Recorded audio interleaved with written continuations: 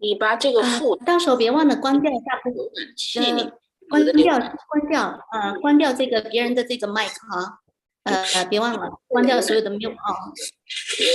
别的这个浏览器，只要有浏览器使用，你把这个直接复制粘贴上去。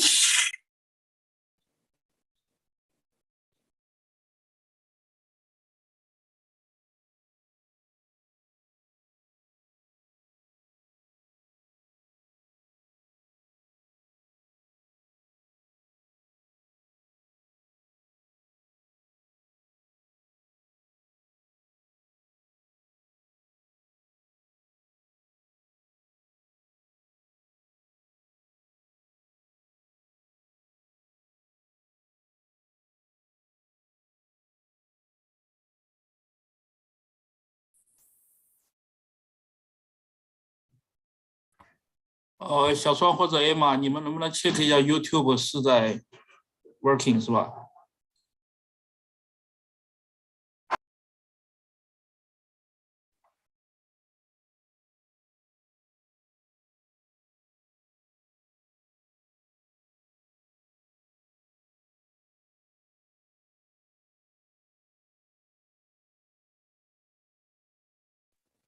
？Yes, it's working on YouTube. Thank you. 好，谢谢。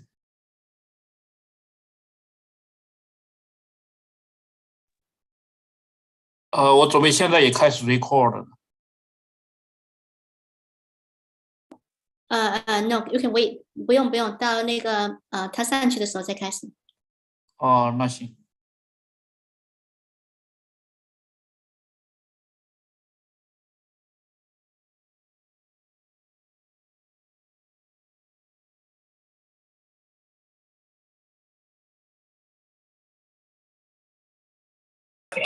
And way more summit seeking for all us trail services. This is a call to do it all in Nova Scotia. It's Chevy Truck Month, and it's time to add the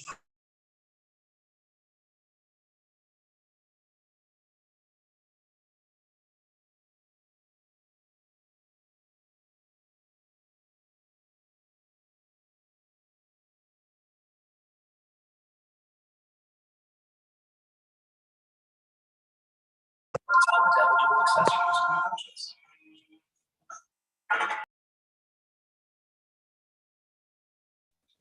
小川、黎明，你们两个可能要有一个盯住有进来的人，把他的麦克都关掉。对，我在盯着，我在盯着。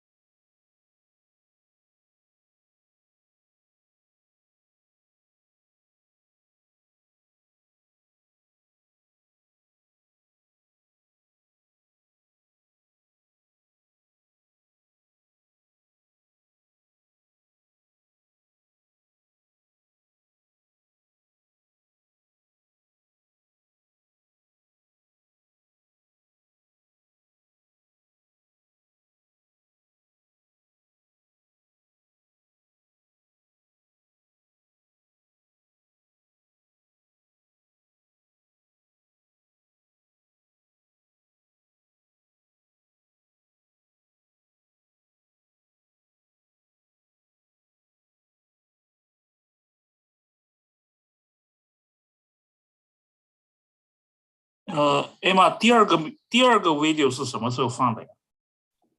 最后一个，就是那个Dr. Howard 之后，第5个演讲嘉宾最后了。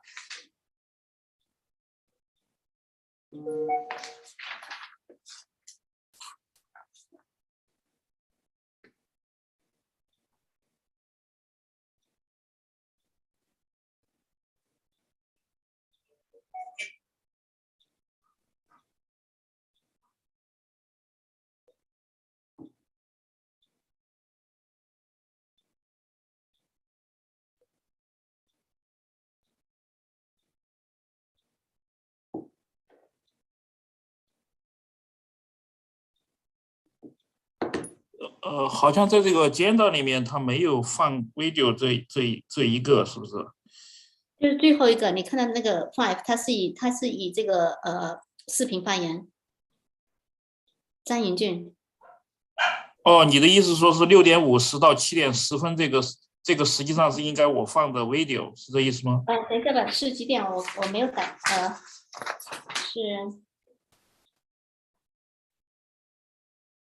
不是7:30到7:35？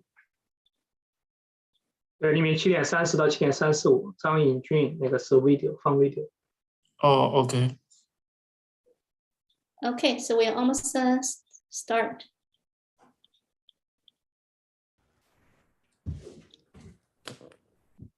看到就是我说的这个阿姨特别有气质。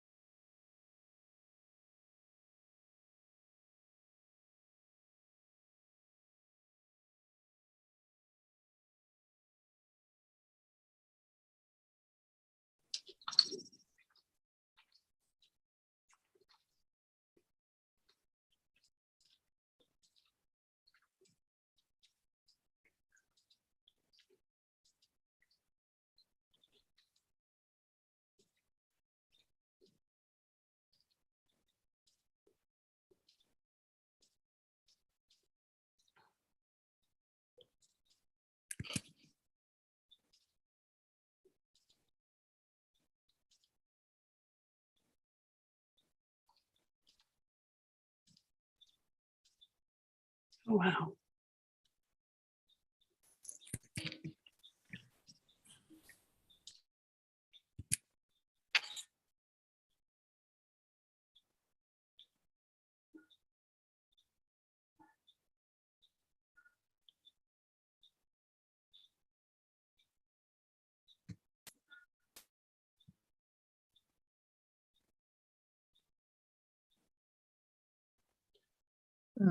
Emma，我现在不能，我这边录制需要授权。来，我来授给你。Okay. 把黎明你授给他，申坤。Okay, so let's start. All right.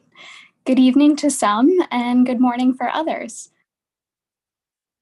Before we begin, I'd like to highlight that there are translation services available via Zoom, so we'll share those instructions for those who may be needing it before we get started.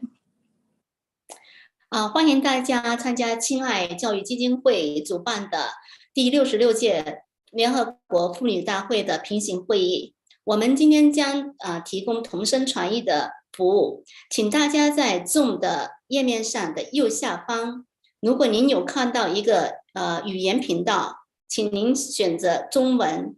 如果您选择中文频道，您将会以全程以中文同声传译收听此次的会议。谢谢。如果有任何的问题，请在这个chat 当中给我留言，谢谢。Thank you. Over to Caroline. Thank you. Thank you so much, Emma. On behalf of the Beijing Change Your Education Foundation, I am so excited to welcome you to tonight's discussion on building financial strength for under-resourced women and youth. My name is Caroline Haynes, and I'll be the MC for this evening. Tonight, you'll hear from 4 incredible women, their suggestions and solutions for promoting gender equality, economic empowerment, and justice for women worldwide. This parallel event to the UN's 66th Commission on the Status of Women wouldn't be possible without Beijing Change Your Education Foundation, formerly known as AIDS Prevention and Education Project for Chinese Youth. It's dedicated to providing sex education for adolescents, as well as supporting those impacted by the AIDS epidemic. Since 2006, they've built 1,300 love cottages, or drop-in centers, in schools across 80 regions in China, benefiting 30 million teachers, students, and parents. Their work has been globally recognized by world leaders and international organizations alike, and in 2019, Beijing Changer Education Foundation received special consultative status with the Economic and Social Council. We've prepared a brief video to showcase the work Changeyear does, which we'll play for you now.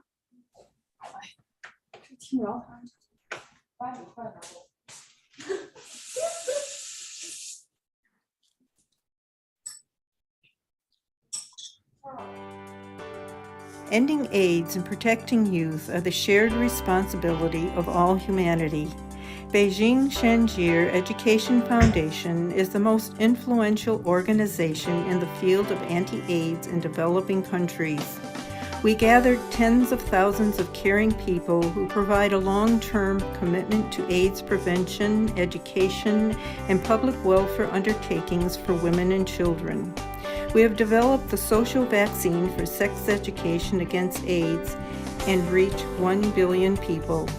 In addition, we have widely implemented aid and assistance to help tens of thousands of people who are affected by AIDS.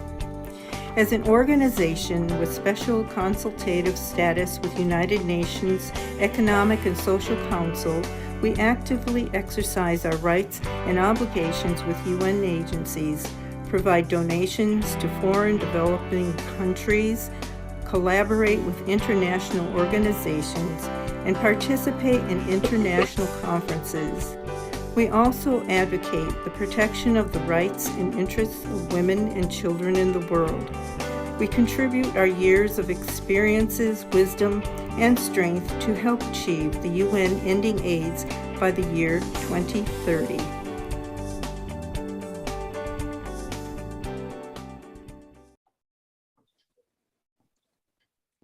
So let's welcome back Emma Chembenas, UN Representative and Chief Administrative Officer of Beijing Changeyear Education Foundation. She's going to dive into Changeyear's mission to seek more international partnerships. Over to you, Emma. Thank you, Caroline.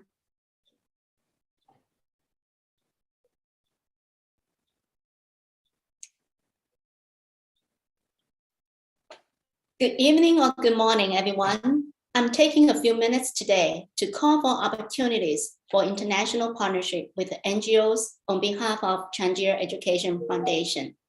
Next slide. Changeyear China Youth AIDS Education Project was founded in 2006. In 2014, Beijing Changeyear Education Foundation was founded. Changeyear Education Foundation promotes AIDS prevention and treatments, sexual health, mental health, public charity, and the traditional culture education. In addition, through the establishment of Love Cottage or drop-in center in schools, Changeyear provides teacher training, parenting classes, publication of teaching aids, curriculums development, research, and support for students in need, and also to tens of millions of teachers, students, and parents. Changeyear developed the youth sexual education and prevention model, which well recognized nationally and globally. In 2016, Michelle Sidibe, Undersecretary and General of United Nations, and the Executive Director of UNAIDS, affirmed that the experience and the practice of Changeyear in providing HIV prevention and sex education in schools is worth of being replicated around the world. Next slide. Changeyear's journey has been the same as the most NGOs, starting from a single idea and then developing step by step with great difficulties. As founder mentioned, she saw the suffering and helplessness of people with AIDS, which led to the idea of founding the China Youth AIDS Center. From the beginning from one person to tens of millions of participants and beneficiaries nationwide now. How do we do it? What is our success secret sauce? First, persistence is fundamental. Our persistence has helped many AIDS patients and their families, engaged many participants, and recruited many volunteers and generous donors. Because of our persistence, we have received national support and the recognition from the United Nations. Second, we have worked tirelessly to promote changes in perception and awareness from the individual to the governmental level. AIDS and sex education has been relatively concealed topic in many countries. Because we stand by our beliefs, we have tried and found ways to change traditional perceptions effectively, and also found ways to promote changes into governmental policies and also creation of the new legislations. Third, we have gained the support from influential members of the community. Because of many famous people in society recognize the mission of the Chandjir, they are willing to use their influence to help to drive the changes and gain support through their supporters. Fourth, always keep the original intention. Then, whenever we encounter difficulties or setbacks, we know why we are here and whom we serve. To save the lives of many helpless AIDS patients and their families, which is our duty. Next slide. Chandjir call for giving back to the community. Chandjir, in the early stage of our organization and its growth, has received help from different parties. Now our organization has grown and is strong. We have expanded from fighting AIDS to focusing on women, youth, and children's rights and financial empowerment. We have also grown from the regional to the national level to the United Nations. We are now encouraging international NGOs to partner with us. We are ready. First, we are ready to provide our years of experiences, best practices, and the financial assistance to the organizations that need help in the fight against AIDS. For example, in developing countries, in Africa, Asia, and worldwide. Please get in touch with us if your organization needs help and support. Second, we are now also seeking partnership and collaborations with NGOs who shares the same vision of supporting women, youth, and children's rights, and the UN's sustainability goals. Don't hesitate to get in touch with us. Let's share our experiences and the resources. Next slide.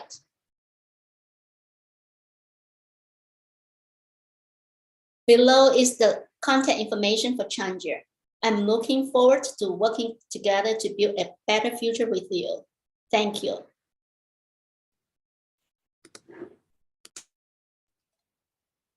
Thank you, Emma. So without further ado, let's jump right into the content that we've prepared. I'd like to introduce you to my sister and our first guest speaker, Pendry Haynes. Pendry has spent the last decade as a volunteer and a board member for a variety of organizations ranging from healthcare to education. She serves on the Boston Community Board of Trustees for the Jeremiah Program, and we'll hear more about her involvement in this organization this evening. Pendry currently lives and works in Cambridge, Massachusetts, and is a financial manager at Harvard University Campus Services. Over to you, P. Thanks, Caroline. If this problem had one solution, we would have found it by now. Everyone here knows it has multiple causes, layers, and systemic barriers to change. Therefore, the solutions must be dynamic and interwoven. But one thing I'm guessing many of us agree on is that education is an essential component to realizing economic empowerment. I'm sure we've all also seen that education alone isn't a magic wand. It's only the first step. If you can enhance educational resources with additional investments, you can empower women to chart their own course. Tonight, I will share my story about working in an organization with a unique approach to helping under-resourced women build financial strength for their families, and share my observations on best practices we can all apply to this shared goal. The Jeremiah program is a 2-generation strategy to combat poverty. This sets them apart in that they focus on the needs of both the parent and child. Founded in 1993, Jeremiah program is headquartered in Minneapolis, Minnesota, with campuses in 7 US cities, including Boston, Massachusetts, where I serve on the Community Board of Trustees. Their mission is to empower single mothers who are working toward a college degree and prepare their children to succeed in school. When a mother invests simultaneously in her personal and professional goals and the education of her children, she can re-author her family's outcomes and act as a change agent within her community. The path from poverty must include the whole family, and no mother should have to make the untenable choice between investing in herself or supporting her children. Jeremiah program provides 5 core pillars of support to families. But what increases the impact of these services is the added layer of personalized coaching, which forms a holistic 2-generational model. The first is university access and career support. Moms meet with a family coach who works with them to set educational goals and choose a career path. Higher education is meant to be academically challenging, but under-resourced women benefit from the extra support and encouragement navigating the brand new processes of registering for classes, finding internships, etc. Second is quality early child education. This is provided on-site at Jeremiah program's 5 residential campuses in Austin, Texas, Fargo, North Dakota, and Minneapolis, Rochester, and St. Paul, Minnesota. And the other 2 non-residential campuses in Boston, Massachusetts, and Brooklyn, New York, Jeremiah program connects families to quality early childhood programs in their communities and helps with necessary interventions for all school-age children. Jeremiah program coaches support moms to become advocates and partners in their children's educational experiences. For example, a coach will work with a mom on how to best approach her child's school to request an individual education plan or other resources. Third is safe and affordable housing. Jeremiah program offers single mothers and their children housing in 5 residential campuses. These families pay no more than 30% of their income for rent. In the off-campus models in Boston and Brooklyn, Jeremiah program works with community partners to ensure that each family has safe housing in place. Fourth is empowerment, leadership, and career coaching. Based on the premise that these moms are the experts of their lives and their families, empowerment training is a 3-month course that is an admissions requirement for the program. Empowerment moves moms from gratitude to agency, providing permission for them to repurpose their power, resiliency, and tenacity in service of their families and communities. Once enrolled in the program, mothers regularly participate in workshops for career exploration, financial literacy, positive parenting, healthy living, and more. And the 5th is supportive community. This begins with the JP Sisterhood. By taking this journey together, women normalize, recognize, and get comfortable with their power, agency, and resiliency, things that have often been missing from their personal narratives. Coaches work one-on-one with moms, offering support and advice to realizing their vision for themselves and their families. I was introduced to Jeremiah program in the late spring of 2017 when a women's community service and training organization I had been a part of for years, the Junior League, needed someone to create a relationship between the 2 organizations in which league members would volunteer at Jeremiah program. The first thing I did was request a meeting with Jeremiah's executive director because I wanted to be certain my volunteers were providing resources the organization actually wanted. When I arrived at Jeremiah's headquarters, my first impression was one of chaos. Jeremiah had only recently established the site in Boston and had rented a home in desperate need of restoration in the city's historically African-American neighborhood for its office and meeting space. The walkway was crumbling and the walls were cracked, but I could see it had once been a grand old home. What the facility lacked in aesthetics was definitely made up for in its energy. Moms were doing homework and meeting with their coaches, while the children ran about playing with each other, avoiding their own homework. I could see the character and personality of the organization right away. When I tracked down the executive director, she gave me the overview of the program and not just the facts that they provided X, Y, and Z services, but the why behind it and how it impacted the moms. As an educated and privileged young woman without children of my own, she explained it to me like this. University was always the expectation for me. I had family who charted that path from day one and peers on the same track. While I was in school, I learned how to network. I was taught to leverage classmates and alumni to find a job, make social connections, and so on. At my prestigious liberal arts college, I was encouraged to explore and experiment, to get summer internships in different fields, talk with recent graduates about what the day-to-day in a specific industry is like. I had every option and support available to me. Without that privilege, there are paths to take and the gates are harder to open. Who will encourage you to pursue an advanced degree if no one in your family has one? How will you know what career options are available if you only encounter people in a narrow set of fields? Where will you find emotional support when the responsibilities of financially supporting your family, raising your children, and pursuing your own dreams become too much? Jeremiah program was created to fill that gap and help the moms unlock these doors.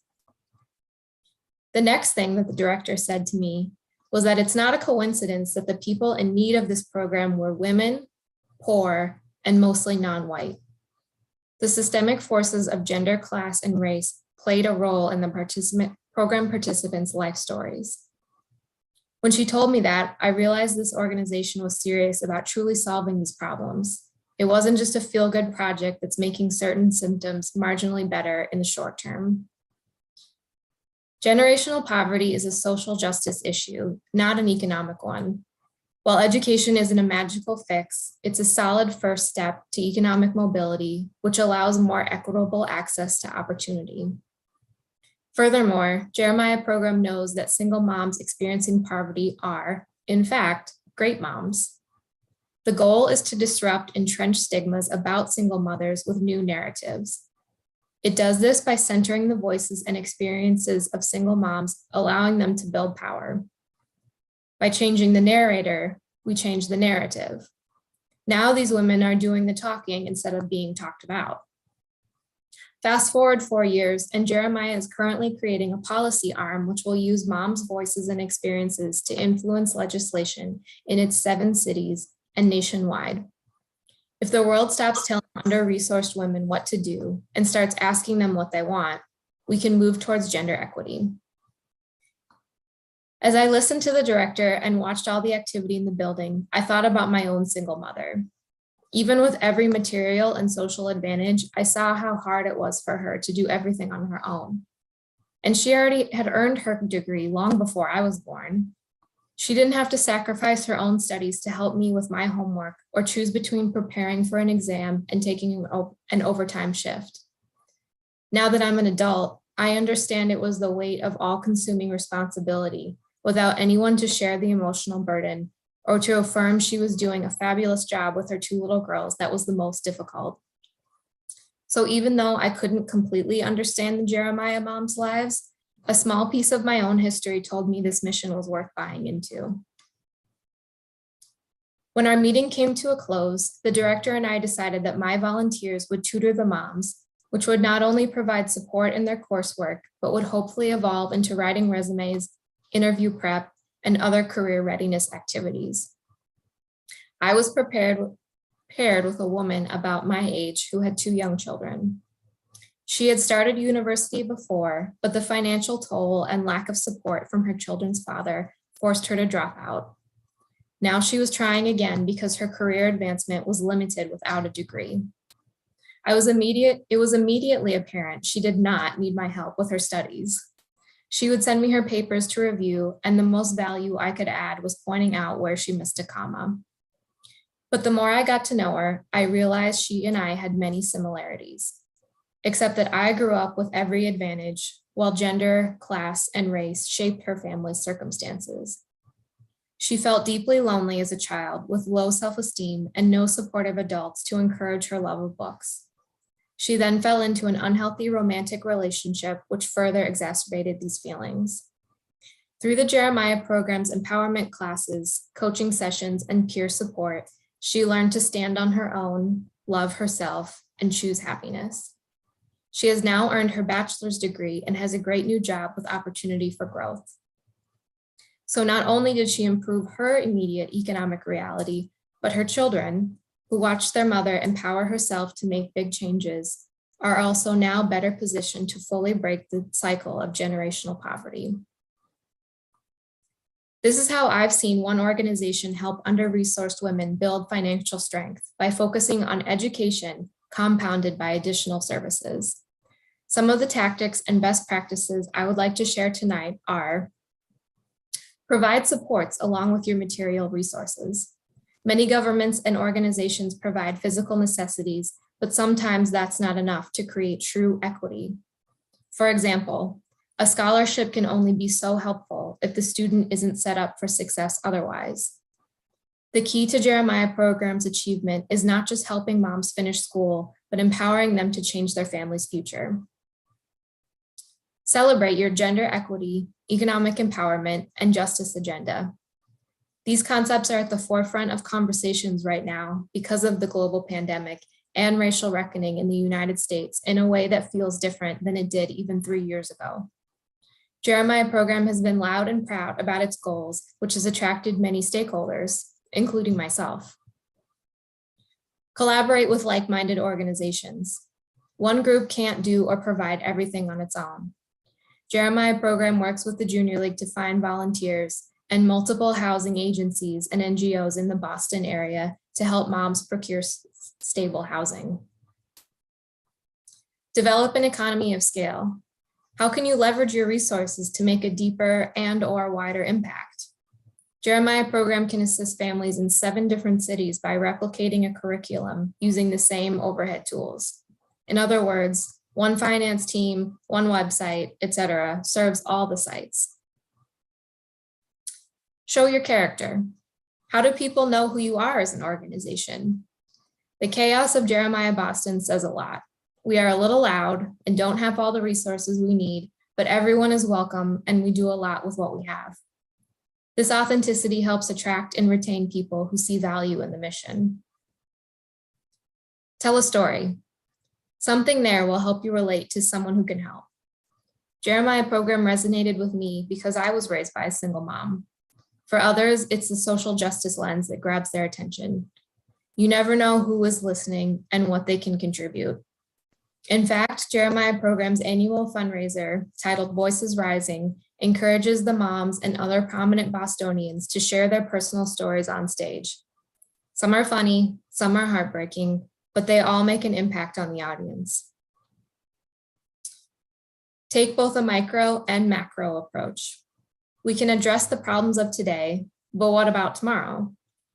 Jeremiah Program helps families with immediate essential needs such as housing resources and public transit passes, in addition to its work to influence local policy on education and childcare, which will benefit all families in the future.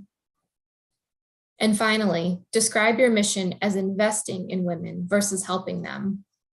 Yes, Jeremiah Program helps families by providing affordable housing and other tangible goods, but this is always framed as an investment which will generate the return of a successful future for these families.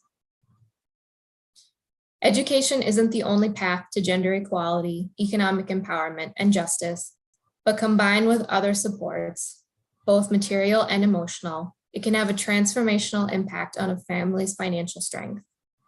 By encouraging under-resourced women to achieve their own goals instead of opposing rules or simply giving handouts, we can move towards gender equity.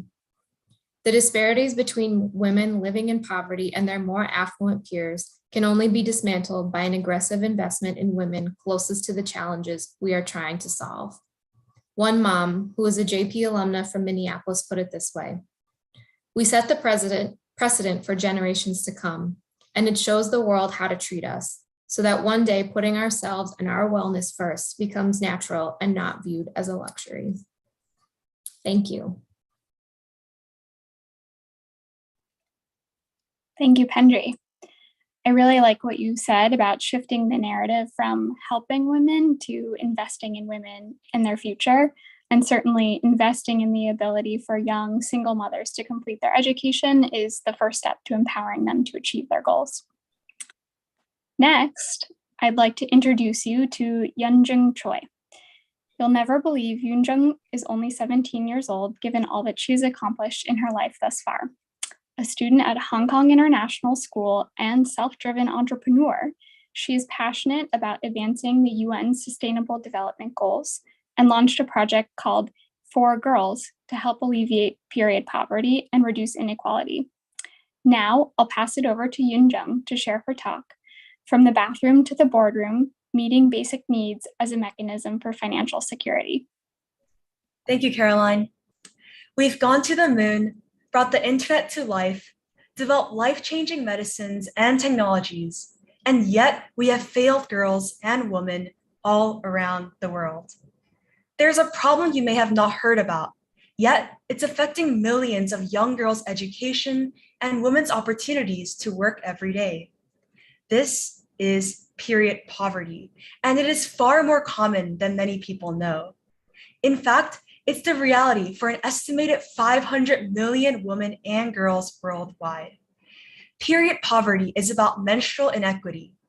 It's about a combination of inadequate access to safe menstrual products and the lack of clean water and sanitation, combined with economic disparities that directly impact girls and women.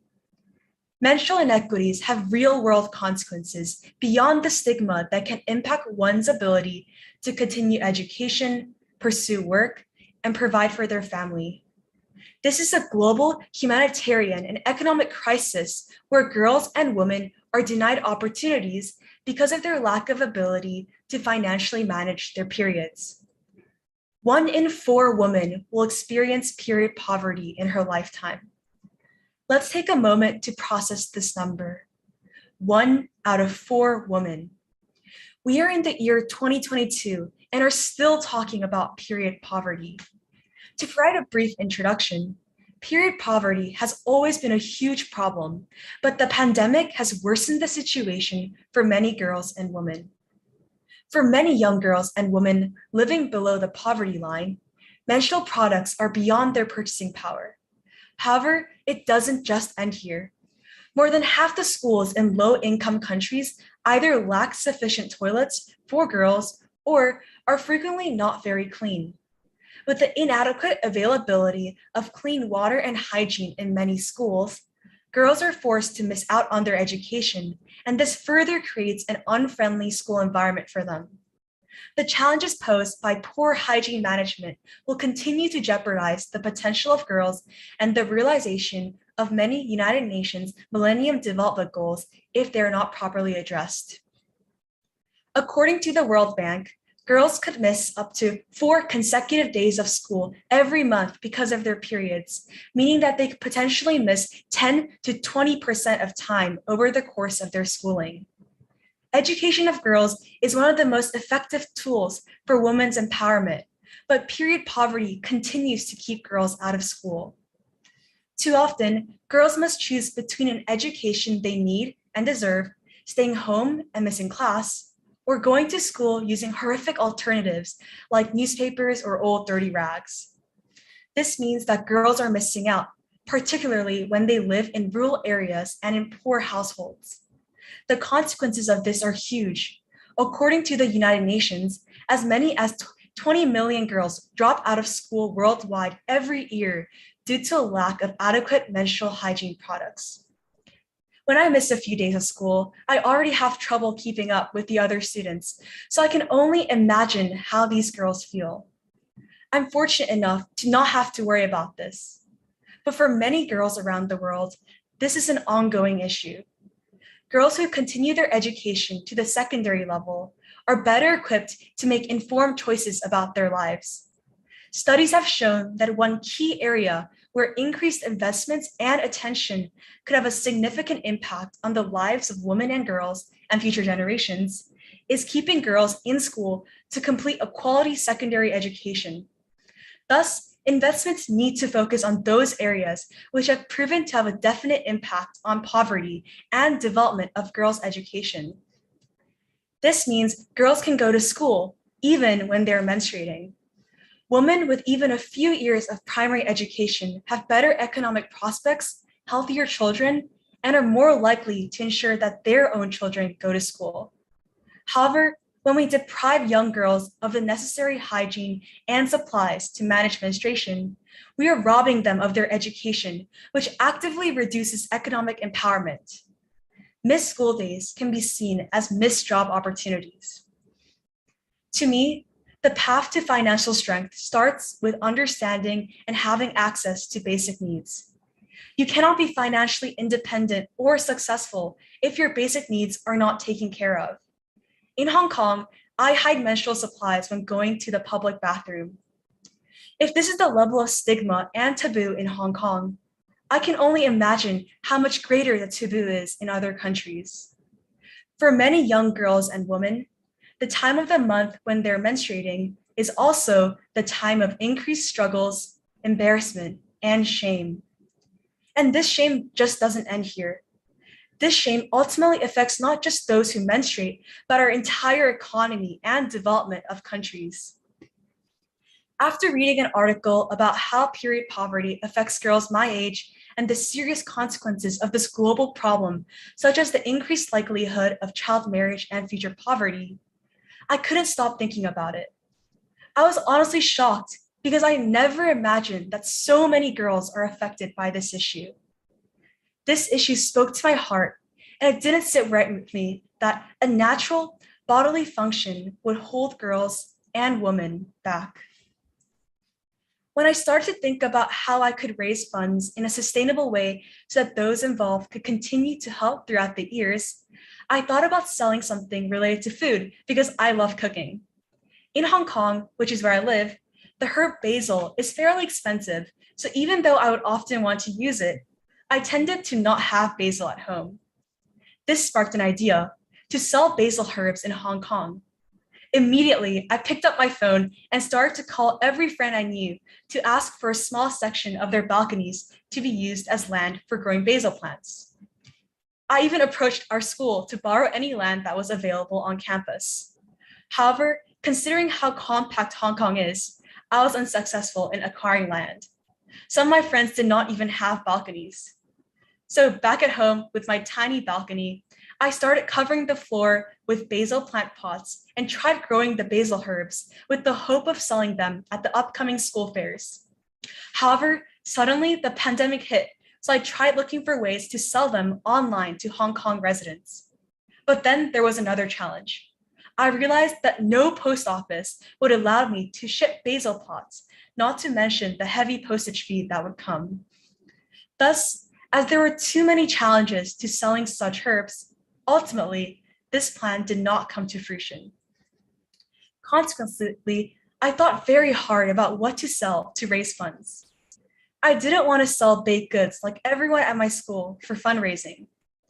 One day, as I was using the pepper grinder to add some spice to my fried rice, I suddenly thought about selling peppers. As I was grinding the peppers to my rice, I realized that peppers had a very long expiration date and were easy to ship. It would be perfect.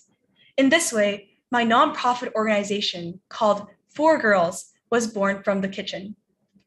The primary objective of 4 Girls is to raise funds and awareness to help those affected by period poverty. After many weeks of thorough research and communication with farms in Cambodia, I opened my first ever online store on Etsy. The joy of sharing my Etsy store with my friends, families, and those around me soon ended, however. One day, I was woken by the most heartbreaking email that my Etsy store had shut down because the manager of my pepper store, which was me, was underage. At the time, I didn't realize there was an age requirement for an Etsy store. As you can see, throughout the years, I failed on multiple occasions and had numerous challenges. In the beginning, I also was not sure how much I could make a difference. But my conversations with different people, running our school's first period product drive, and selling Cambodia's local specialties in Hong Kong to help girls in Cambodia made me realize that period poverty was part of a larger issue. I believe it was the failures during the process that allowed me to understand an extremely important and powerful tool that we all can use. I realized that what I was searching for was always within me, the courage to speak out. Even if we start small, we as individuals have the power to create change. With the funds I've raised for the past 3 years, I was able to help contribute to the construction of one bathroom at a school in rural Cambodia. Although my start in this journey is small, I believe that the end goal will be very meaningful. This is also why the logo of the 4Girls organization is a heart with a pad in the center. Living in Asia, I've learned that periods are often seen as something that brings up feelings of shyness or shame. I hope that the logo of a heart with a pad will express both my positive feelings and a sense of acknowledgement for other girls and women. In the changing world of social media, I also realized the power of social media and how posts from our account could spread to so many different people. Overall, I believe that there are 3 layers to helping the girls. First, directly helping the girls. Second, involving those around me to lend their support. Third, which is my current goal, to use my pepper shop as a platform for those girls in Cambodia to sell their handmade products in Hong Kong. Period poverty is not just a women's issue. Through my work in the 4Girls organization, I realized that issues of period poverty and period stigma go hand in hand. For many, this problem was unspoken and uncomfortable to talk about. In other cases, people didn't know what period poverty was. With the media shining light on critical issues like the pandemic or climate change, period poverty, an important issue, drops down to the bottom of the list. Thus, while it's important to help girls and women financially, it's at least as important, if not more important, to use our voice during such times. Remember that every action matters. If we all take action, we can live in the world of hope. Real change is happening today, but there's still so much more to be done. In a world with complete menstrual equity, a natural bodily process would never prevent someone from reaching their full potential. Together, we can all work to end this crisis. We can stop robbing girls of their education. But in the larger context, this is also a matter of human dignity. Menstrual justice is connected to the larger fight for economic justice. Girls' health and education form the cornerstone of economic development of a country. In the process of the changing world of work, I dream of a day when girls are empowered to go to school and women are empowered to go to work without fear or challenges because of their periods. A natural need should not be a barrier to anyone's education or economic potential, and nobody should have to make the decision between 2 necessities. If I can help just one person improve their life, I believe this journey has been worth it. I ask you to not be a bystander, but a supporter. I ask you to not be shy, but to speak out. I ask you to use your voice to call out period poverty. Call out the inequities that girls are facing every day. Call out to those around you by recognizing the issue and having these conversations. For me, my conversation was born from the spark of anger, empathy, love, and a touch of pepper from the kitchen. Where will your voice start? Thank you for listening. Thank you so much, Yoonjung, for bringing our attention to menstrual inequalities and its impact on women and girls' financial future. I realize that I take my own access to pads and tampons for granted, and I never really thought how a lack of access to period products has held other women back. The fact that you took this insight and sprang into action, overcoming many obstacles along the way, has inspired myself, and I'm sure many of us here tonight. Thanks for your candor and sharing your own journey, and your courage to speak up about period poverty, and of course, your efforts to invest in girls and their future. We've heard loud and clear that financial strength comes after basic needs are met, and education is key to a woman's success. Let's dig deeper into this concept of basic needs with Dr. Christina Hallett. Dr. Hallett is a board-certified clinical psychologist, TEDx speaker, and associate professor of psychology at Bay Path University, with over 25 years of experience working with organizations and individuals. She is the author of 3 international bestsellers, host of a popular podcast, and is frequently featured on national platforms, speaking on productivity, resilience, communication, self-care, harnessing the power of stress, and living your best life. Welcome, Dr. Hallett. We're thrilled you're here with us tonight. Thank you so much, Caroline, and welcome to all of you. COVID-19, a global pandemic. No matter where you live, COVID has touched your community and your life. We've all been adrift on the waters of an unfamiliar experience, and the negative effects on stress and daily living have been universal. One of the most common phrases has been, "We're all in this together." And to some degree, that's true. No one's been isolated from impact, whether related to work, health, or daily living. What's not true? We don't all have the same resources to pull from. If we conceptualize a global pandemic as an ocean, we must acknowledge that we're not in the same boat. Our ability to navigate those waters has been mitigated or worsened by a variety of factors, including financial, gender, race, living situation, health, and genetics. In fact, while some of us have sailed through COVID on the equivalent of a large yacht, others of our global sisters and brothers have barely had a log to hold on to. Financial status has been a main determinant in how people have survived through the pandemic.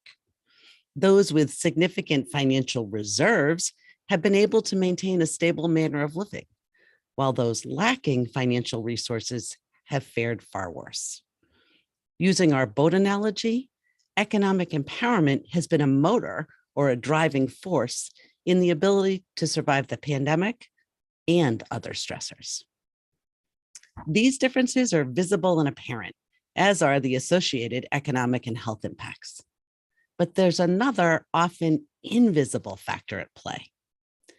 When we think about survival resources, the fuel to power our boat or the sail to navigate our ship, we must acknowledge the level of our mental health and well-being. While many individuals have experienced some impact of the pandemic on their mental health, those with mental health disorders have been disproportionately impacted during this crisis. Mental health and well-being is the factor which determines the strength of our ability to manage and negotiate crises and stressful situations. Studies have clearly shown that mental health disorders and treatment needs increase after any kind of disaster. The situation's more complex, however, for those individuals experiencing mental health issues or disability. These individuals have a mortality rate post-disaster that's between 2 to 4 times higher than those without mental illness. Without question, women and youth are already under-resourced, and the impact of mental health challenges only increases that disparity. There's no question, this is a big problem. Our best functioning, both as individuals and as a society, is dependent on our overall well-being and mental health. We can't function at our highest capacity without also achieving a state of mental health. And in accordance with the UN 2030 Agenda for Sustainable Development, we need to prioritize mental health and well-being across all people. Now consider data from the Organization for Economic Cooperation and Development, which suggests that about 50% of people in the world will experience some sort of mental health issue in their lifetime. The annual rate of death by suicide is about 800,000 people per year. That's larger than the amount of people who die from war or murder. We all know and love or are people with mental health concerns. Mental health is an issue that impacts everyone and that we should all be invested in addressing. Mental health is also a financial imperative. The costs of mental ill health come to more than 4% of global GDP, which that's more than the combined total costs of chronic respiratory diseases, diabetes, and cancer combined. As a global society, we're already spending millions of dollars per year on costs related to mental health needs. And it's estimated that by 2030, this number will exceed $6 trillion a year. Although there's clearly variations related to cultural and socioeconomic characteristics, we know there's a gender-based income gap. We know that the overall percentage of youth under 18 who are living in poverty is incredibly high. Women and youth from disadvantaged or minority backgrounds have significantly lower access to healthcare and quality of care. Given all these factors, women and youth, especially from marginalized or under-resourced backgrounds, are disproportionately experiencing the negative impact of mental illness. And that's before we weave in the societal implications of mental ill health. Think for a moment about your personal thoughts and feelings regarding the topic, the idea of mental health. Some of us are comfortable and confident in discussing issues related to emotional functioning.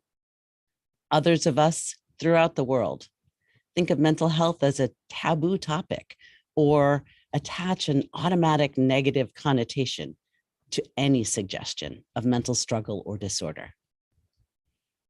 There are many who believe that mental disorders are a sign of weakness or personal lack. This is due to the impact of stigma. We've made some gains. There's been a slight shift in language from mental illness to mental health. Although there's been progress, internalized bias and stigma within our families, our communities, and ourselves is still very common. So what better place to discuss well-being and mental health than a conference on building financial strength for under-resourced women and youth with a focus on promoting gender equality, economic empowerment, and justice. We need to recognize the universality of mental health challenges and give voice to our collective agreement to making changes. This affects us all. I'd like to give you a sense of specific numbers. In the United States, 2020 data indicates that 52.9 million people, that's 1 in 5 adults, experienced a mental health problem. In the same year, there were 7.7 million youth between the ages of 6 to 17 years old who were struggling with mental health. There's a wide range of mental health disorders, and the top two are anxiety at about 19% and depression at 9%. In China, the World Health Organization reports that depression and anxiety are the two most common mental health disorders, with an estimated 54 million people experiencing depression and about 41 million experiencing an anxiety disorder. Rates of mental ill health are similar across the globe, all of which has been worsened by the effects of the pandemic, as well as other natural disasters. The answer to solving this is complicated, and it's far bigger than any one of us individually. But there are answers. We need governments, corporations, and communities to take responsibility for dismantling the institutions that perpetuate health and mental health disparities for women and youth. And there are concrete, immediate steps that each of us can work toward, and that involves building resilience and decreasing stigma on the individual, community, and governmental level. Often, people think of resilience as a type of elasticity, a bouncing back after adversity. The UN Common Guidance on Helping Build Resilient Societies has a long definition of resilience, but I'm going to share it with you anyway.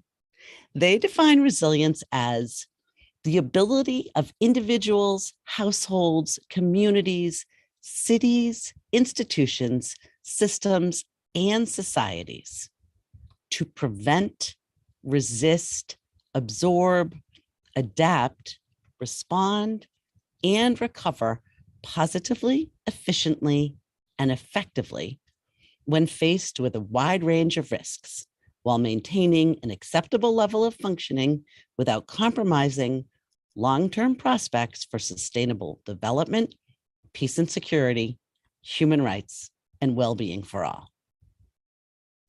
From a psychological perspective, this refers to mental and emotional coping skills to handle difficulties and crises. It's important to recognize there's a mischaracterization in this description. What we go through changes us. So we're not really bouncing back to a pre-crisis level of functioning. Instead, our goal is to grow through the difficulties and to begin to incorporate the lessons we've learned through our experiences. Instead of bouncing back like an elastic, we need to see ourselves as bouncing forward with a broader perspective and greater knowledge.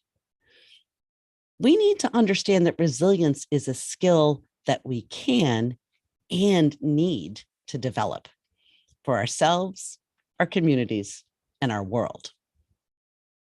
Preparing ourselves to gain resilience skills is equivalent to depositing money in a bank. As we focus on learning and adapting to methods of self-care and decreasing stigma, we're increasing our reserve or the resource of psychological health and well-being. We need to start by developing mental health literacy. Mental health literacy includes awareness and knowledge of mental health difficulties, learning best practices for prevention and how to access resources, and developing the means to support both ourselves and others who may be having mental health problems. Using our COVID ocean analogy, learning and implementing resilience skills is equivalent to building a more watertight boat so that we can better navigate difficulties. An example of a governmental approach to resilience is the implementation of the child tax credit in the United States during COVID. This measure brought millions of children out of poverty that had been worsened by the pandemic and allowed for the provision of basic needs, such as housing, medical treatment, and food. While not directly geared at mental health, supporting first-line health and needs has a collateral positive impact on well-being. In the same way that mental health is a fundamental building block of resilience, a minimal level of financial stability is necessary to support optimal mental health. Another governmental approach is the National Campaign for Suicide Awareness and Prevention that's been rolled out in 38 countries.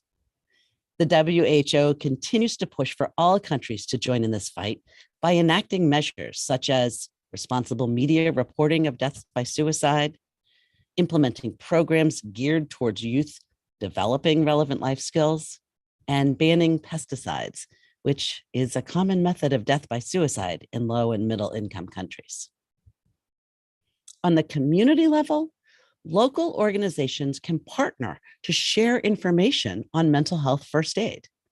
This is a frontline approach to reducing stigma by encouraging awareness, connection, and open conversation to facilitate self-help, social, and professional supports. Mental health first aid starts with asking the question, how are you really? It's a willingness to engage in conversation while listening non-judgmentally to someone's experience. Having knowledge of the signs of mental health disorders and resources available allows you to offer support, information, and encouragement. Simply opening a conversation about mental health and wellness is a vital action towards decreasing stigma and beginning the process of developing resilience skills. Other community level actions include expanding social supports through outreach to members of the community, such as actively inviting people to join a parent, church, or other group, as well as encouraging youth to engage in community-based activities like sports or clubs. Having close relationships and feeling valued by others is a strong preventative resilience strategy and increases a sense of well-being. In a similar fashion, engaging in community-level acts of kindness and giving improves well-being and overall life satisfaction for all of us. At the individual level, there's a variety of strategies that build the foundation of strong resilience skills. Imagine you're building a house. That first step is to create the foundation upon which you'll build the house. Eating as well as possible, getting adequate sleep, moving your body, and using your breath as an active stress management technique forms a solid foundation of resilience. While eating, sleeping, and movement are self-explanatory in terms of impact, we often overlook the most available and accessible strategy, working with our own body to reduce the impact of stress or distress. Your emotions, your physical reactions, and to an extent your thoughts are impacted by an area of your brain called the limbic system. When there's a perceived threat or stressor, your amygdala, part of the limbic system, gets activated. It goes on a high alert status, which has a cascading effect on your body. This generates what we often call the fight, flight, freeze response. Your brain prepares your body to deal with the potential threat by releasing a variety of neurotransmitters and neurohormones that allow you to best manage the stressor. However, when this is happening, you're less able to think clearly and make decisions. In effect, your ability to manage stress decreases. By using your breath, you can decrease the activation of your amygdala and return to active decision-making to deal with and address the stress you're facing. Let's practice right now. What I'd like you to do is take in a deep breath from the bottom of your belly, inhaling 2, 3, 4. Now hold your breath, 2, 3, 4. Slowly release, 2, 3, 4, and hold, 2, 3, 4. This particular breathing method counteracts your instinctive stress response and is both a preventative resilience technique and an active stress management coping skill. Staying with our analogy of a house, the rest of the house is built by using these skills, engaging in activities that you enjoy and that give you a sense of achievement and purpose, setting small goals and acknowledging when you achieve them, learning and practicing meditation and relaxation, sharing with people close to you how you're feeling and talking things over. Time outdoors, especially in nature, has a significant positive impact on coping and resilience. Increasing resilience, promoting mental health and well-being, and reducing stigma are inextricably entwined on all levels.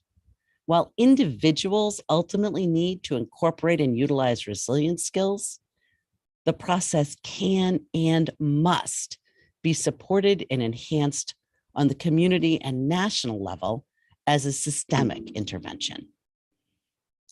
An example from Syria shows us a systemic approach to building resilience. The average rate of mental health issues in Syria is about 1 in 10 people. The prevalence of ongoing in-country conflict, as well as the COVID-19 pandemic, has taken an enormous toll on the mental well-being of people in Syria, similar to the rest of the world. The WHO Syria worked with local organizations to disseminate a campaign focused on reducing anxiety and fear in children related to COVID, as well as supporting parents' ability to speak openly with their children about issues of mental health and well-being. The campaign provided support sessions, parent, caregiver, and provider-focused discussions, and it used this coloring book. It was a story called My Hero Is You that was developed by a UN Committee on Mental Health and Psychosocial Support, specifically to teach coping mechanisms and strategies for dealing with stress. In this example, stigma was decreased through the multi-level acknowledgement of mental ill health and the need for coping skills. Resilience was promoted through connections to others, engagement of individuals, families, and communities, and the availability of resources. By recognizing the importance of mental health and instituting resources to directly address the issue, youth, parents, and caregivers were able to gain important resilience tools.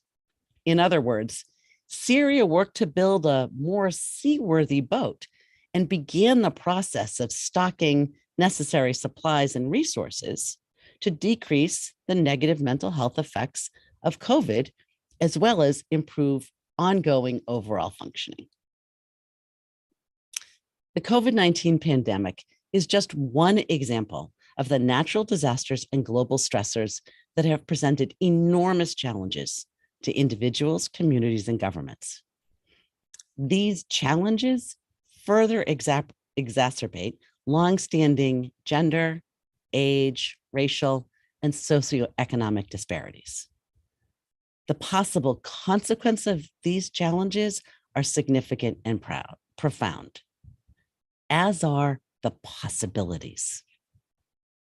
In dealing with the pandemic, individuals, communities, and governments have also had the opportunity to build resilience and to begin to decrease stigma. We've started the process of building a boat, the boat of mental health and well-being that benefits everyone. Through the cultivation of individual resilience skills, community resilience practices, and government-sponsored resilience interventions, we have the potential to promote gender equality, economic empowerment, and justice for all. Thank you. Thank you, Dr. Hallett. From periods to mental health, we certainly have touched on what some may consider to be taboo topics, but it's clear that addressing these universal human needs is really core to allowing women to function at their highest capacity. Certainly as Omicron wanes, may we all now work on waterproofing not only our own boats, but the boats of those around us, and to take the time to stop and ask our neighbors, how are you really? Thank you for sharing things we can do as individuals and as people part of organizations to increase resilience, promote mental health and well-being, and reduce stigma. Next up, we have Jasmine Ma. Jasmine is a student at Basis International School, Shenzhen, and advocates for children, youth, and girls' rights through academic research and social engagements. She is passionate about speech and debate, and you'll soon see why she has won several national awards in the past. Welcome, Jasmine. Thank you, Caroline.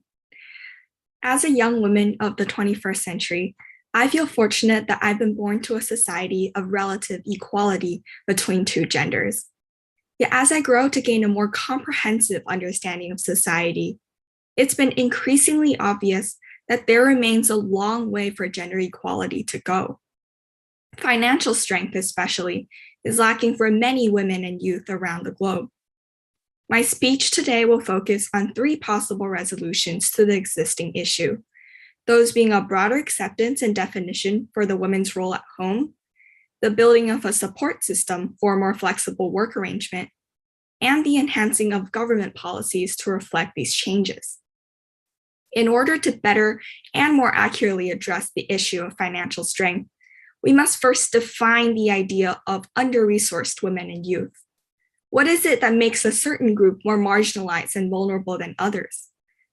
According to United Nations Industrial Development Organization, although women and youth are not a homogeneous group, and their circumstances vary according to age, class, education, ethnicity, location, and other cultural and socioeconomic characteristics, it is widely acknowledged that women and youth bear a disproportionate burden of global poverty. The extent of this global poverty greatly contributes to the underrepresentation in many sectors of society, thereby trapping them within a cycle where equal financial rights and freedom seem unattainable. In fact, women remain greatly underrepresented in investment businesses, both as beneficiaries and as decision makers. In 2018, over 90% of capital raised by tech companies backed by European venture capital went to teams that didn't have a single female founder. Without such representation, financial independence of women can hardly be achieved. This increases the likelihood that women will be dependent on the income and therefore the control of males present in their lives, whether that be their father or husband. Without addressing the issue of underrepresentation, the financial rights of women will never be realized, as they will never be presented with the same opportunities and chances as male counterparts. Let's take a look at some data that quantify this difference in opportunities and privilege. Around the world, the contrast of gender equality across different regions is notable, and we'll look at the example of China in particular.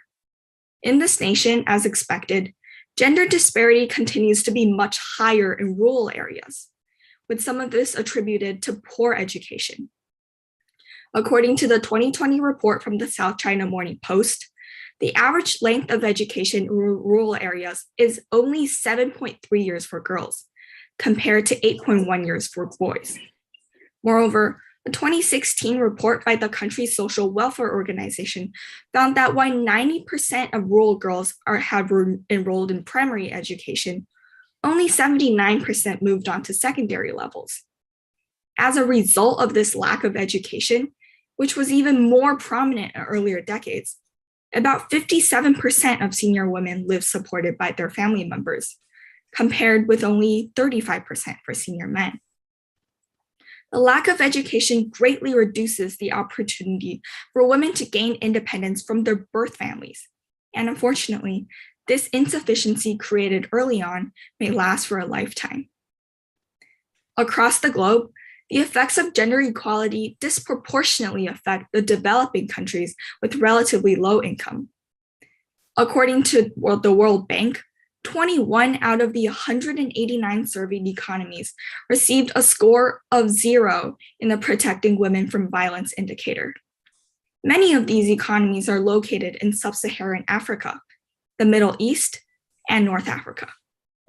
Economies that performed well in the survey included countries like the United Kingdom, New Zealand, and other high-income countries from the Organization for the Economic Cooperation and Development. The results of this survey demonstrate a strong correlation between the protection of women's rights and the strength of the economy. We must also acknowledge, however, that this is a process, as no national economy can grow to its fullest potential without equal participation from both genders. The solution for the root cause of this issue, therefore, continues to lie in the empowerment of women. Specifically, the ability for women to grow and contribute to the economy equally, thereby granting women the ability to fulfill personal potential with minimal obstacles from the gender-oriented society. In order to achieve this, women must be able to support themselves with minimal economic dependence on the men around them. Women need to possess financial strength. To best support increased female financial strength, we must identify the causes which contribute to the larger issue, including different social expectations, personal perceptions, and government regulations. Female entrepreneurship and employment are often discouraged. According to the Harvard Business Review, the difference between male and female entrepreneurship is often attributed to differing levels of human capital, social capital, and growth aspirations across the genders. The lack of human capital and growth aspirations may also be related to the unconscious bias, women being perceived and perceiving themselves as having less entrepreneurial experience and potential than men. This unseen societal bias effectively limits the number of female pioneer entrepreneurs from the very beginning. The lack of social capital can be attributed to the smaller and less diverse networks that are accessible to women. Investors, likewise, ask different questions to male and female founders, evaluate them according to different criteria, and in general prefer pitches presented by male entrepreneurs, even when the content is exactly the same. The very chance of entrepreneurship, an important potential source of financial independence, is subsequently removed from women before it can even start. The policies of society similarly rarely work in favor of promoting female rights. The decision and policymakers in government are almost always exclusively male, making it difficult for women to gain power. At a national congress of the East Asian country, for example, less than a quarter of the delegates were female. Such a phenomenon is widespread across the globe, hindering the development of female financial empowerment. There are some solutions to address these issues on both the societal and local levels. The Industrial Development Organization, for example, is actively cooperating with different countries to promote gender equality through increasing opportunities for both girls and boys. It concentrates on an enabling environment for female entrepreneurs and support for youth entrepreneurship to help strengthen financial rights for the two marginalized groups. The UN Women's Strategic Plan, likewise, includes 3 thematic pillars: the leadership of young women in all disciplines, economic empowerment and skills development of young women, and actions on ending violence against young women and girls. All 3 categories are crucial regarding the empowerment of women, and specifically, female financial strength. As women have more access to leadership roles, not only will they become more willing to take on new economic ventures, it is likely that they will become less passive within the household as well. The consequent approach is strengthening participation, voice, and partnerships with young women and young women-led organizations will provide further support for the development of female financial rights as the projects receive more attention and funding. National governments in developing countries as well have taken measures in recent years to promote gender equality and female financial rights. Between 2016 and 2018, Ecuador equalized men's and women's property rights by no longer allowing a husband's decision to prevail when spouses disagree on how to administer assets. While this may seem like a small and even late step taken by the government, it is nevertheless indicative of positive attention being paid to the importance of female financial empowerment. This is the beginning step towards granting legal protection of women's financial and property rights, and a vital step towards supporting women to make personal decisions without the overshadowing influence of their husbands. It is a step towards the economic inclusion of women. And fortunately, this is not a standalone example. Iraq, around the same time, amended its new labor code so that it prohibits discrimination based on gender. Similarly, a handful of countries from Central and East Africa implemented 34 reforms in the area of building financial credit for women. This has been a weak point around the world, including high-income developed countries, demonstrating the superior advancements that developing countries are striving to make in order to secure and protect female financial rights. Local governments, too, have taken steps to promote female financial strength. The International Financial Cooperation has been working closely with the Bank of Deyang in China to help extend services to small and medium enterprises and support women-owned businesses in areas affected by the 2008 earthquake. The bank itself has also launched a microloan program for women, which has disbursed $2 million to 322 women entrepreneurs, granting more than 1,000 jobs. All these actions strongly reinforce the goal of female financial independence. By supporting women-owned businesses adversely affected by natural catastrophes, women can access increased opportunities for self-sufficiency after trauma, so that the increased vulnerability will not increase their dependence on male members around them. Additionally, the creation of jobs and companies run by women entrepreneurs is a direct step towards the overall betterment of female financial strength. As presently, the employment of women in companies headed by male entrepreneurs tend to face different scrutiny and expectations upon entry. With the rise of female-led companies, however, this phenomenon ought to be gradually eliminated. As a young female leader, I believe that there are more steps we can take to ensure female financial strength. In addition to government interventions, we must also address the root cause for the imbalance of gender perceptions, the people who unwittingly maintain this impression. To permanently solve this issue, we must begin to change the values and expectations of children as they're growing up, including young men. The perception that men should be the ones working or have the burden of financially supporting the family must be overcome. Instead, we as a society should teach that both genders have equal and interchangeable roles. Men can stay home as well as women, while women should also be expected to be given the same employment opportunities in the industry. It is key to move past the gender norms that have for so long shaped society. Although there has been some improvement over the past few decades, this remains an issue that needs to be highlighted, and I believe that it should be addressed at a young age. Concurrently, we also need to build necessary support systems for women. According to Annuity, 1 in 5 women falls into poverty because of divorce, and 3 out of 4 divorced mothers do not receive full payment of child support. This is just one example of how women can be negatively affected by the unpredictable and inevitable circumstances of life without an infrastructure of support. In the face of such a glaring issue, we need to create models of flexible arrangement that are uniquely tailored to the population's needs, a stable source of income, and flexible time arrangement for the caring of children.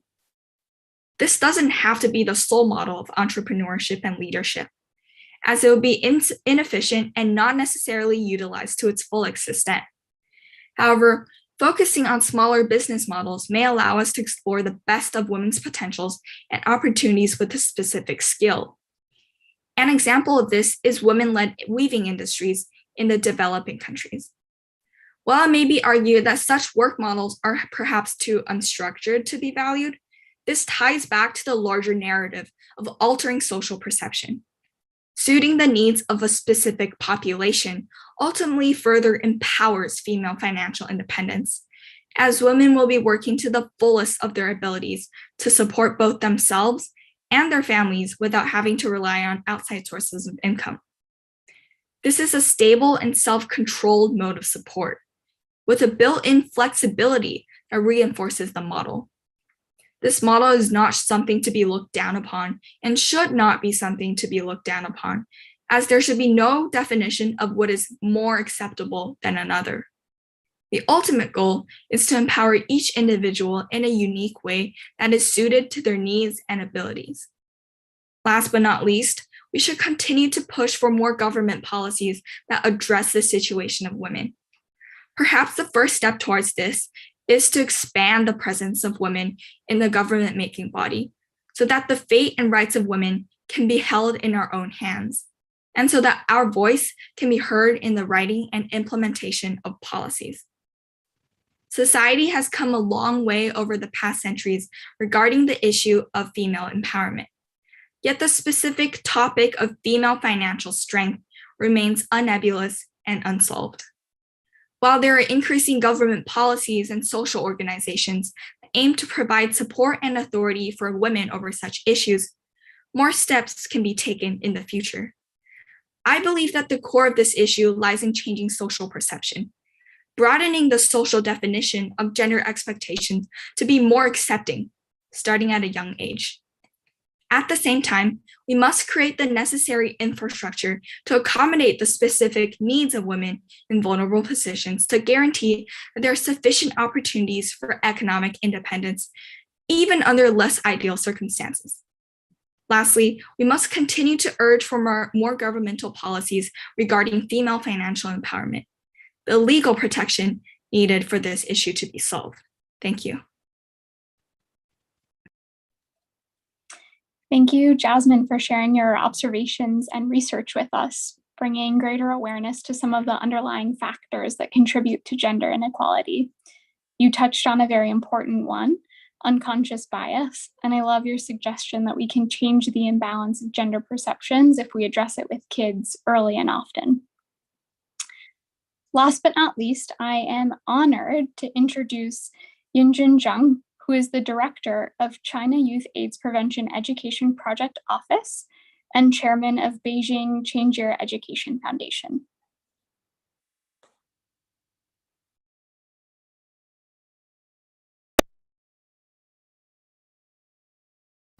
The importance of women's economic empowerment, the development of globalization and technological progress have brought great development space for women. However, many women remain trapped in an economy with little social protection and no income.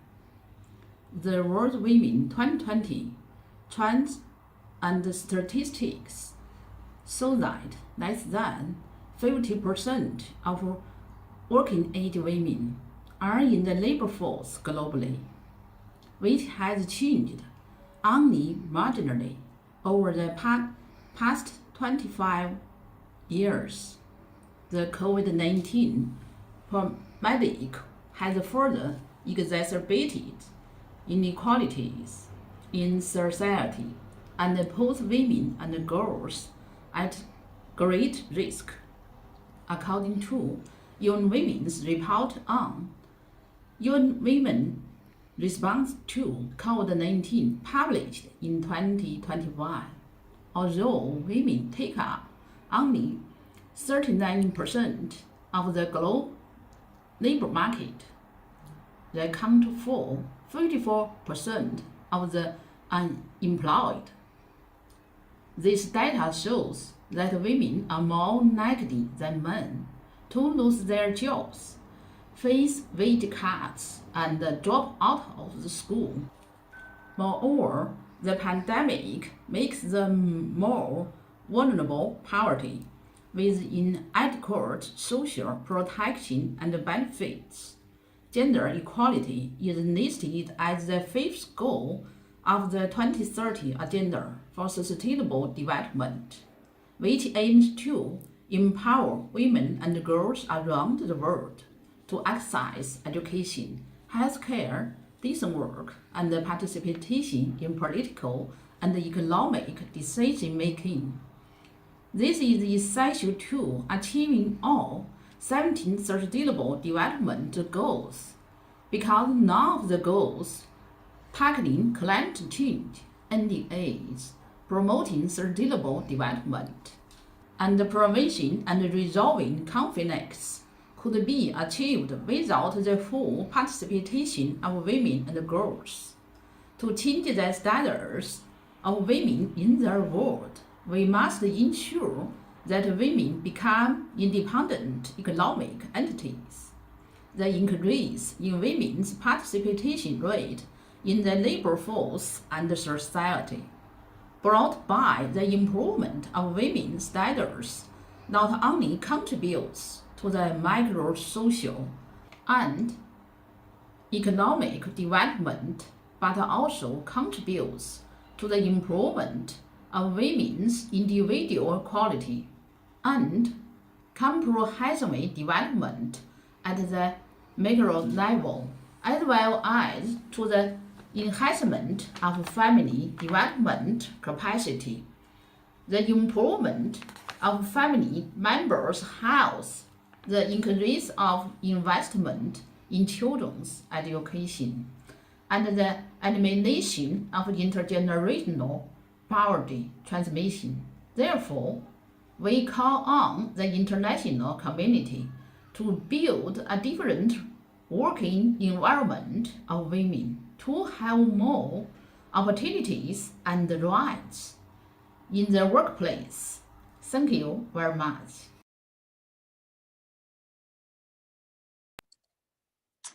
Thank you, and thank you to all of our amazing speakers and translators. We now have about 10 minutes for Q&A. So if you'd like to ask a question, feel free to type it in the chat or use the raise hand function to come off mute.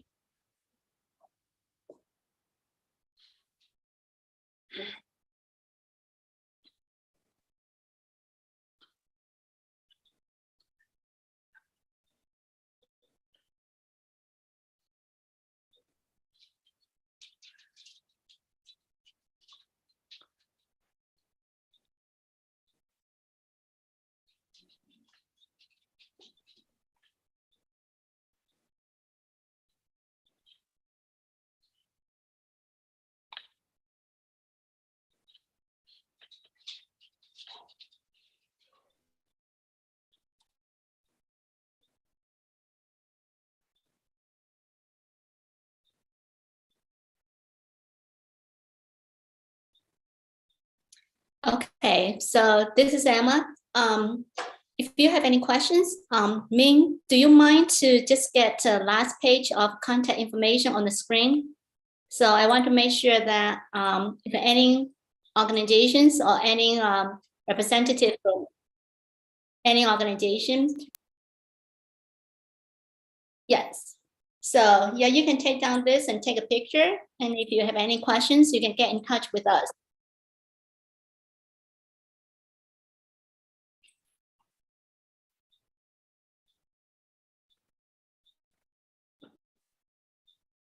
Okay, Caroline, over to you. Thank you.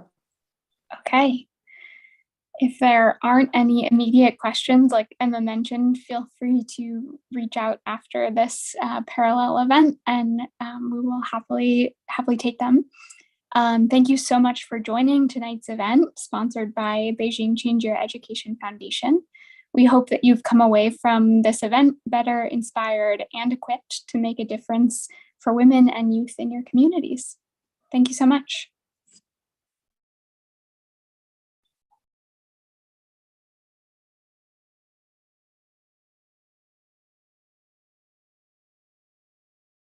Thank you. Thank you. That was a great presentation. Thank you, Nancy. Thank you.